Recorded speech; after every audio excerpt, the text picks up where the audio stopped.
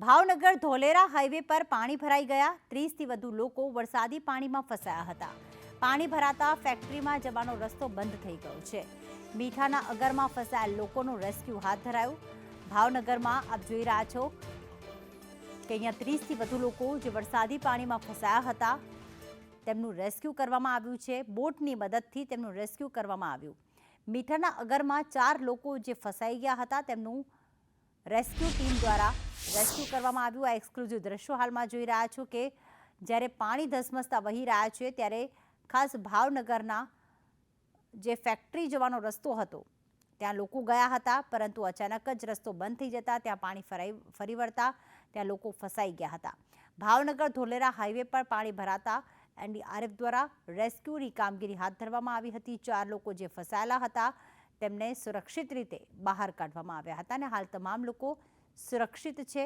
હાલમાં રેસ્ક્યુની ટીમ તૈનાત છે અને હજી પણ જો કોઈ ફસાયેલું હોય તો તેની વિગતો મેળવવામાં આવી રહી છે। આપ જોઈ રહ્યા છો કે જ્યાં રોડ રસ્તા છે, ખેતરો છે, ત્યાં હાલમાં પાણી ફરી વળ્યા છે।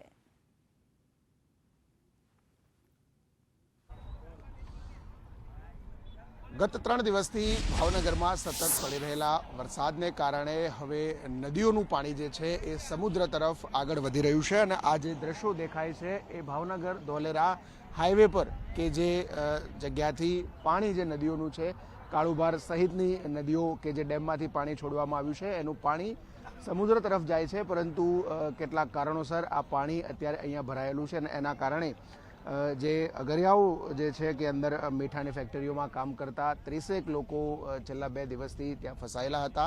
એ લોકોને બહાર કાઢવા માટે અત્યારે સ્થાનિક ફાયરની ટીમ છે એના દ્વારા રેસ્ક્યુ ઓપરેશન શરૂ કરવામાં આવ્યું છે। એક બોટ મારફતે અલગ અલગ જગ્યાઓ પરથી તેમને એકત્રિત કરી અને નજીક આવી શકાય ચાલતા એ પ્રકારે તેમને મોકલવામાં આવ્યા છે। 30 જેટલા લોકો છેલ્લા 2 દિવસથી આ નારી ગામનો જે આ ફેક્ટરીઓ આવેલી છે ત્યાં ફસાયા હતા। સ્થાનિક ફાયરની ટીમ અને મામલતદાર સહિતના અધિકારીઓ છે એમના દ્વારા અત્યારે આ રેસ્ક્યુ ઓપરેશન શરૂ કરવામાં આવેલું છે। બોટ મારફતે જે પાણીનો વિસ્તાર છે એ પાણીના વિસ્તારમાંથી તેમને સલામત જગ્યાએ લાવી અને ત્યાંથી ચાલતા મેન હાઈવે પર આવે એ પ્રકારની વ્યવસ્થા અત્યારે કરવામાં આવી છે। કેમેરામેન જયવીરસિંહ સાથે હિરેન રાવલ, સંદેશ ન્યૂઝ, ભાવનગર।